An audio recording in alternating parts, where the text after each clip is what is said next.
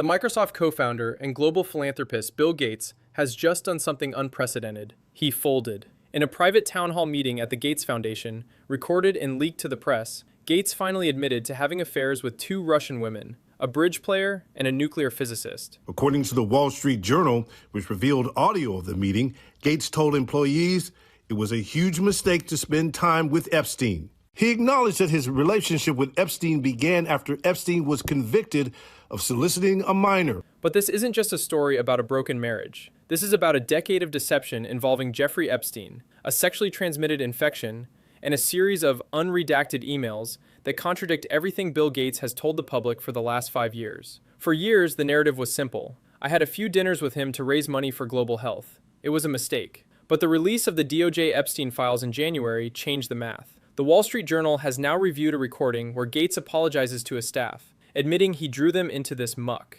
However, as we look closer at the Epstein files, the timeline of global health meetings starts to look more like a timeline of blackmail and illicit behavior. I'm Camila Motado, a certified public accountant reporting for Thu News. In my profession, we look for inconsistencies in testimony. If a client tells me they met a vendor for business, but the receipts show they were at a rape villa in Palm Beach, the audit fails. Bill Gates is currently attempting a reconciliation of his image, but as a CPA, I'm looking at the unredacted ledger. When 70% of a file is blacked out, it's not for privacy, it's to hide a liability. Today, we audit the $50 billion foundation's link to a sex trafficker and the explosive claims that Epstein was holding Gates's medical secrets over his head. On Tuesday, Bill Gates addressed his staff in a candid town hall. He told them, "I did nothing illicit, I saw nothing illicit." This is a classic denial of knowledge defense. He admitted to the affairs with a Russian bridge player and a nuclear physicist, claiming he met them through his own social activities. But as an accountant, I look at the counterparty risk. Gates met Epstein in 2011, 3 years after Epstein pleaded guilty to soliciting a minor. Gates claims he knew of an 18-month thing that limited Epstein's travel, but didn't check his background. Think about that. One of the most data-driven men on Earth, who analyzes global health metrics to the decimal point, forgot to Google a man he was inviting into his inner circle? That's not a mistake.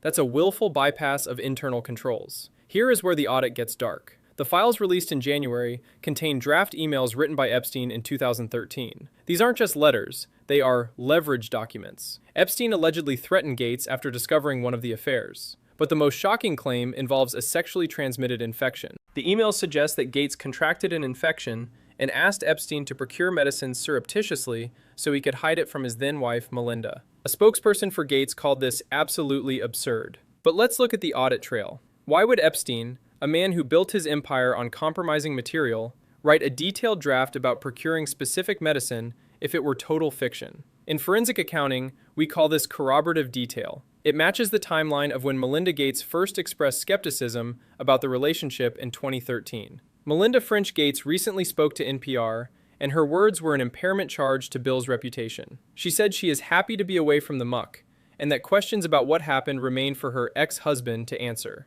When they divorced in 2021, the world was told it was an amicable split. But the data now shows that Melinda had been upset about the Epstein link for years. From a fiduciary duty perspective, the Gates Foundation is one of the largest funders of global health. If the co-founder is being blackmailed by a sex trafficker, the entire organization is at risk. Melinda didn't just leave a marriage, she exited a toxic asset. She warned him in 2013, he continued meeting Epstein through 2014, and he even stayed at Epstein's Palm Beach home, the place Epstein called his rape villa. Bill claims he never stayed overnight, but in an audit, physical presence is what matters, not the duration of the stay. Let's examine one of the most disturbing exhibits in this audit, the photographs. The U.S. House Oversight Committee released images from the Epstein files showing Bill Gates posing with several women whose faces are completely redacted. Gates' defense to his staff was that these were just assistants of Epstein, and that he was simply being polite by taking pictures after their meetings. However, as a CPA, I have to look at the intended use of the asset.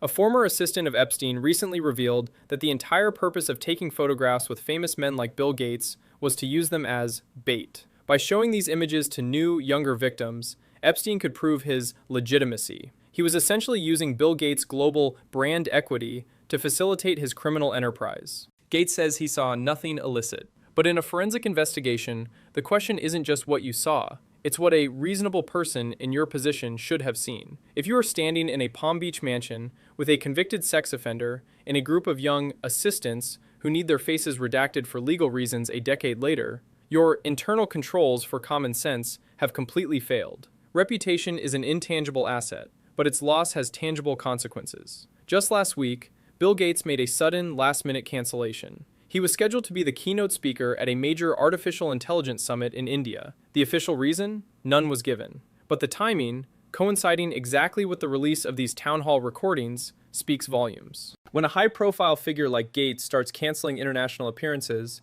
it's a signal to the market that the reputational liability has become too heavy to carry in public. AI is the future of the Gates Foundation's work. Yet the man whose name is on the building can no longer represent it without being shadowed by questions about Jeffrey Epstein. From an opportunity cost perspective, Bill Gates is now a frozen asset. His ability to influence global policy is being liquidated by his past associations. Gates's primary defense has always been that Epstein was a fundraiser. He told staff that Epstein suggested he could help mobilize billions for global health. As a professional who deals with numbers every day, this part of the ledger doesn't add up. The Gates Foundation is worth over $50 billion.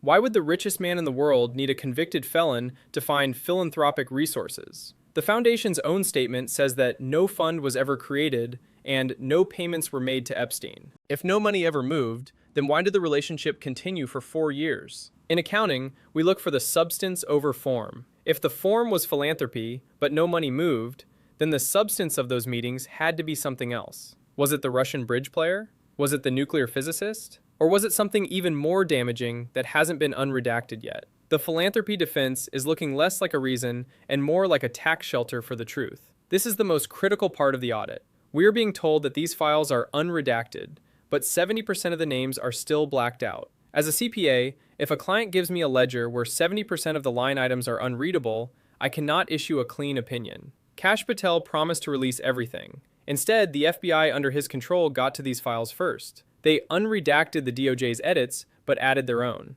This is information asymmetry. Bill Gates is apologizing now because he knows what is in that remaining 70%. He is trying to front-run the scandal by admitting to the affairs before the files reveal something worse. He is trying to settle the debt with the public before the full interest rate of the truth kicks in. The final audit of Bill Gates in February 2026 shows a man who is moral bankrupt. He ignored his wife's warnings, he ignored Epstein's criminal record, and he ignored the safety of the women Epstein was trafficking, all while claiming to be the world's leading humanitarian. The $15,000 takeoff fee of an FBI jet is nothing compared to the billions in trust capital that Bill Gates has just burned. He regrets every minute he spent with Epstein, but as an accountant, I know that you can't undo a transaction once it's been posted to the ledger of history.